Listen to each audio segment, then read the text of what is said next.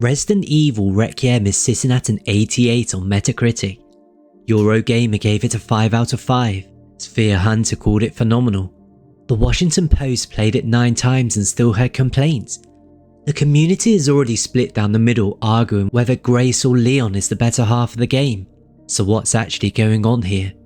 I've finished it, I've sat with it, and I think this game was simultaneously one of the best Resident Evil experiences Capcom has ever made, and also a game that's going to frustrate the hell out of a very specific type of fan. Let me explain. Here's the thing nobody wants to say out loud. When Capcom announced that Requiem would have 2 protagonists, one playing survival horror, one playing action horror, every single person who's been with this series long enough had the exact same thought. Oh no, they're doing RE6 again. Because that's what RE6 tried to do, right? Leon got the horror campaign, Chris got the action campaign, and the whole thing collapsed under the weight of trying to be everything to everyone. That game nearly killed the franchise. So the real question with Requiem was never, is it good?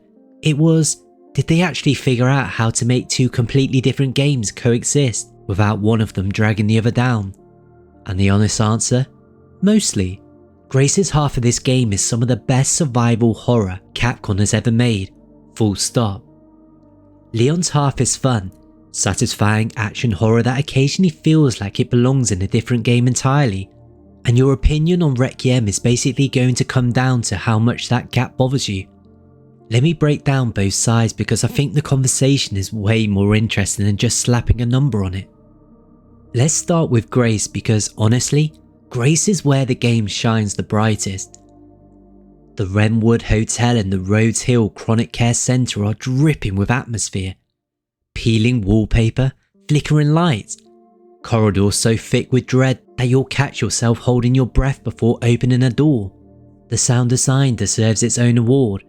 They've built this with 3D spatial audio and you can hear exactly where enemies are around you, which sounds helpful until you realise it means you can hear something dragging itself across the ceiling above you and there's nothing you can do about it. Grace has limited ammo, a stealth system where turning off your flashlight and crouching lets you slip past enemies, and her hands visibly shake when she aims. That last detail is tiny, but it sells the character completely. She's not a soldier, she's an analyst who's been thrown into the worst night of her life. Several reviewers have compared her sections to the original Resident Evil Remake and Resident Evil 7, and I kinda think they're spot on. This is proper, old school survival horror with a modern polish. The stalker enemy that hunts Grace has already been getting a lot of attention. Capcom has built this on what they call behavioural echoes. The thing actually remembers your patterns. If you keep hiding in the same spot, it starts checking there first. Multiple people have compared it to the Xenomorph from Alien Isolation, and honestly, that comparison is earned. It's not just scripted jump scares, it generally adapts. And then there's Leon, and this is where the conversation gets complicated. Leon's sections are action horror. He's got more weapons, more ammo, more mobility, and the zombies he fights feel actually weaker than what Grace deals with. The Guardian's review described him as comically overpowered initially, and honestly, in the first few hours, that's exactly how it feels. You go from white knuckling it through a haunted hotel as Grace to casually headshotting zombies in bombed out buildings as Leon, and the tonal whiplash is real. Now, the Washington Post hit on something that I think is the most fair criticism of the game. Leon's environments are dominated by dusty, bombed out buildings that feel stripped of personality compared to Grace's sections. You see, the Wrenwood Hotel feels like a place with history. Leon's areas sometimes feel like corridors connecting combat areas. His sections aren't bad. The combat itself is punchy and satisfying. The one-liners are peak Leon, and when the game does ramp up his encounters later on, it gets actually intense. But if you're someone who wanted the entire game to feel like Grace's sections, you're going to spend Leon's chapters waiting to get back to her. The community is already arguing about this. Some people think Grace's sections are too slow and stealth heavy, all crouching and waiting for enemies to pass. Other people think Leon's sections are too easy and too action focused. Capcom tried to make a game that appeals to both the Resident Evil 7 crowd and the Resident Evil 4 crowd simultaneously, and whether they pulled it off depends on which crowd you belong to. I think the intention is smart. Leon's sections are meant to be a pressure release valve after the tension of Grace's sections, but the execution doesn't always land. Let's talk about the first person versus third person thing because it's one of the most debated features. You can play either character in either perspective, and the game actually changes depending on your choice. Grace in first person is scarier. Grace in third person lets you see her animations and body language, which some players argue actually makes the fear feel more personal because you can see her reacting. Leon in third person feels like RE4 Remake. Leon in first person feels like a totally different shooter. The community consensus so far seems to be that the defaults, Grace first person, Leon third person, are the way Capcom intended it and probably the best first playthrough experience. But the fact that you can mix and match gives this game actual replay value. I saw that GameRant actually recommends third person for both characters. There's no wrong answer here, which is a rare thing for a design choice this bold. Let me know in the comments, what perspective did you play it as?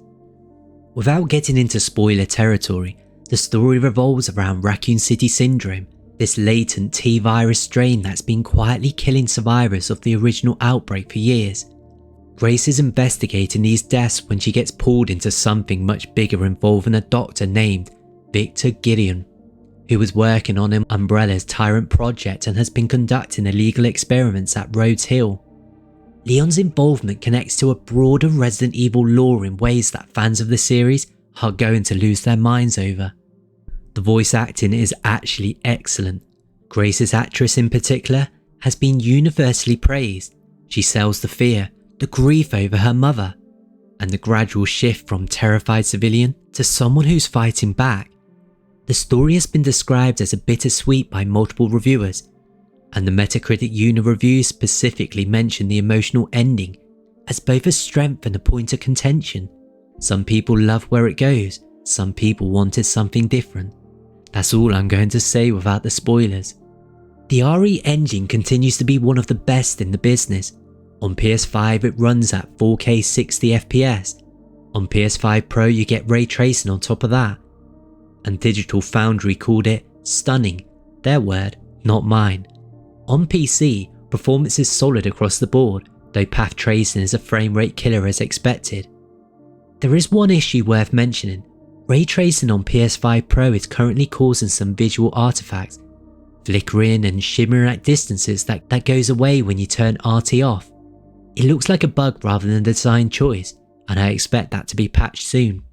On base PS5 and Xbox Series X, there's no ray tracing at all, but honestly, the game looks fantastic without it. The RE engine doesn't need ray tracing to make a room feel oppressive. I played it on PC first and I had no issues at all. Here's where people are going to disagree with me. They say the game is 9 to 14 hours long on the first playthrough depending on how much you explore and which difficulty you pick. I finished it in 7 and I explored quite a bit. But IGN clocked it around 9 hours on standard. Polygon got 14 hours with exploration and collectible hunting. People want to complete everything are reporting around 25 to 40 hours. Now, some people on Steam are already calling this too short for the prize. I think that's the wrong way to look at it. Resident Evil games have always been tight, replayable experiences, not 80-hour open worlds. The replay value here comes from switching perspectives, trying different difficulty modes, and speed running. The community is already figuring out sub 5-hour routes. There's no mercenary mode or equivalent at launch, which is actually one content criticism I agree with. The core campaign is dense, well spaced, and doesn't overstay its welcome.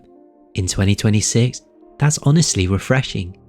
So the verdict, is RE9 actually good? Yeah, it is.